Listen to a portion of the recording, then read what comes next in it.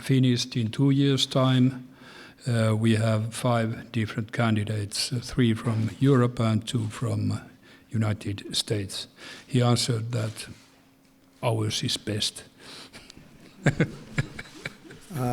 Jeff, go ahead. Thank you, sir. Jeff Mason from Reuters. Mr. President, I'd like to ask you about your use of the word treason. You've used it repeatedly in the last few days. Do you consider anyone who opposes you treasonous? No, I consider when they lie, when they stand before our great body in our great chamber, and they make up a story that's fiction, like Schiff did. He took that perfect conversation I had with the Ukrainian president, and he made it into a total lie. It was a total fabrication.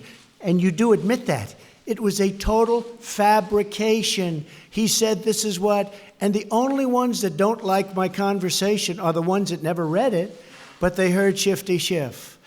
That's what I call a lie, and because of the fact that he's lying about the President of the United States and as to what the President says. You know, I believe it or not, I watch my words very carefully. There are those that think I'm a very stable genius, okay? I watch my words very, very closely. And to have somebody get up and to totally fabricate a conversation that I had with another leader and make it sound so bad, it was so evil.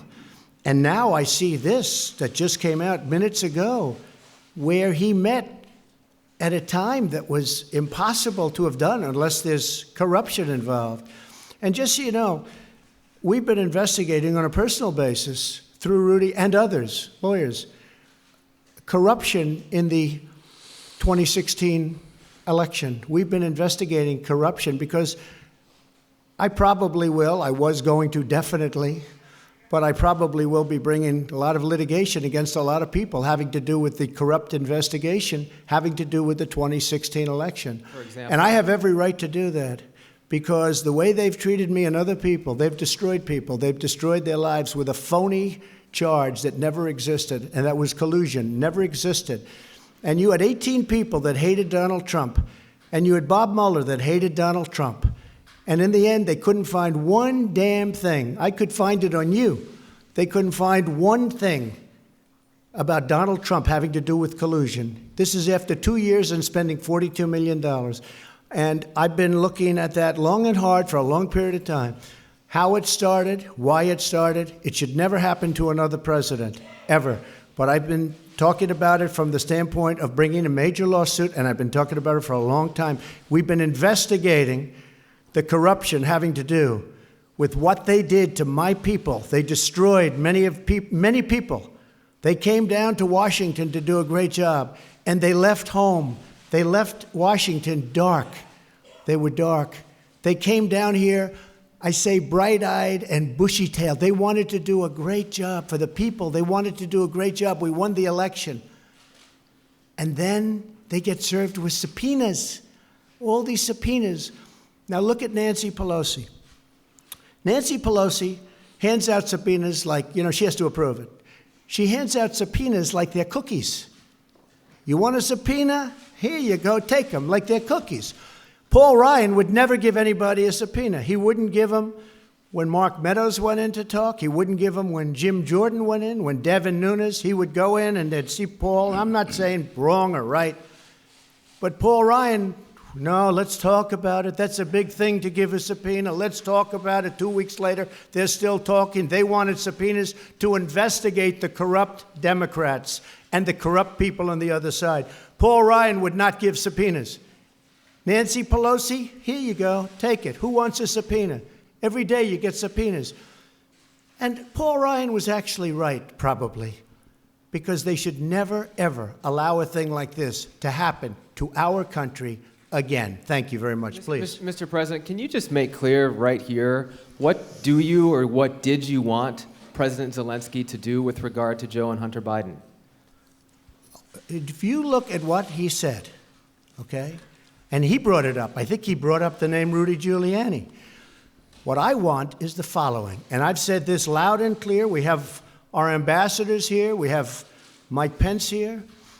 Why are we the only ones that give the big money to the Ukraine? We give money to Ukraine, and it's bothered me from day one, and you have plenty of people just here. I say, how come it's always the United States that gets ripped? Frankly, Ukraine, we want to help them. And I do like the new president. You know why I like him? Because he was honest. Because he said there was no pressure at all exerted on me, meaning him, by the President of the United States. He said it. By the way, that one sentence should stop this. But he said there was no pressure exerted. But you don't have to ask him. All you have to do is read the transcript, read the telephone call. But what I was having a problem with are two things. Number one, Ukraine is known before him for tremendous corruption. Tremendous. More than just about any country in the world. In fact, they're rated one of the most corrupt countries in the world. And I don't like giving money to a country that's that corrupt. Number two, You don't like giving money. excuse me, number two, I said the following, and I said this loud and clear to everybody. And in fact, Rob Portman backed me up, and there's nobody more honorable than Rob Portman of Ohio. Because he called up, please let the money go. I said, Rob, I hate being the country that's always giving money. When Ukraine helps Europe and the European countries far more than they help us. They're like a wall between Russia and Europe. They're like a wall. They're a big, wide, beautiful wall. And he said, you know what, but it's important. And in fact, he came out and he said that. That was my only reason. Because I don't like being the sucker country. We were the sucker country for years and years. We're not the sucker country anymore. But I gave the money because Rob Portman and others called me and asked. But I don't like to be the sucker. And European countries are helped far more than we are. And those countries should pay more to help Ukraine. Ask a question, please. Thank you, sir. What about Mr. Biden? What did you want about Biden? What did you want him to look into on Biden? Look, Biden and his son are stone cold crooked. And you know it. His son walks out with millions of dollars. The kid knows nothing. You know it, and so do we. Go ahead, ask a question. But the question, sir, was what did you want President Zelensky to do about Vice President Biden and his son, Hunter? Are you talking to me? Yeah, it was just a follow-up of what I just asked you, sir. Listen, you ready? We have the President of Finland. Ask him a question. I have one for him. I just wanted to follow up on the one that I asked you, which was, Did you hear what me? did you want Did you hear me? Yes, Ask sir. him a question. I will, but I've given you a long answer. Ask this gentleman a question. Don't be rude.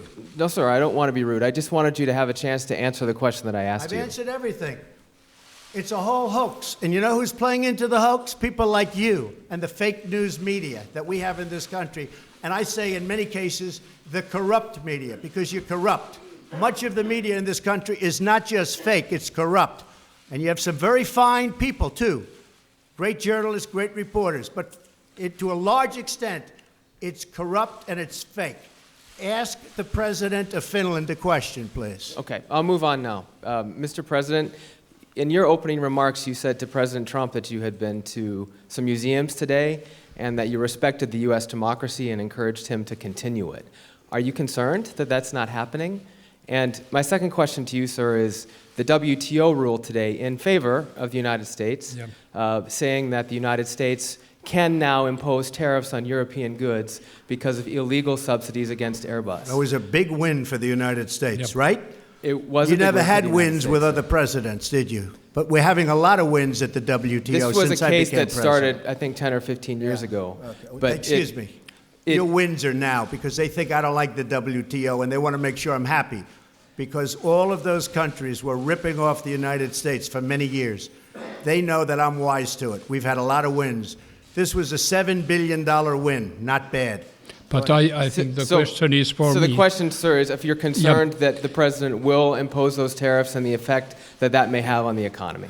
Yes, first of all, when I referred to your democracy, I just wanted to tell that I'm impressed what American people have gained during these decades, hundreds of years, building up a very impressive democracy. So keep it going on. To WTO, I have a lot of respect to multilateralism and to international institutions. So WTO has given now a decision which is Well, quite tough with Europe. But I just say that the WTO has said its opinion, and that's that. And I just want to finish by saying it's an honor to be with the President of Finland. He's done a fantastic job, very popular, beloved over in Finland. The WTO has been much better to us since I've been president because they understand they can't get away with what they've been getting away with for so many years, which is ripping off the United States. And please remember the President's last remarks, that we are a great democracy. The United States is a great democracy. And I'm airing what I'm airing because we are, in fact, a democracy. And if the press were straight and honest and forthright and tough, we would be a far greater nation. We would be a far greater when we don't have the CNNs of the world who are corrupt people. Thank you very much, everybody. Yep.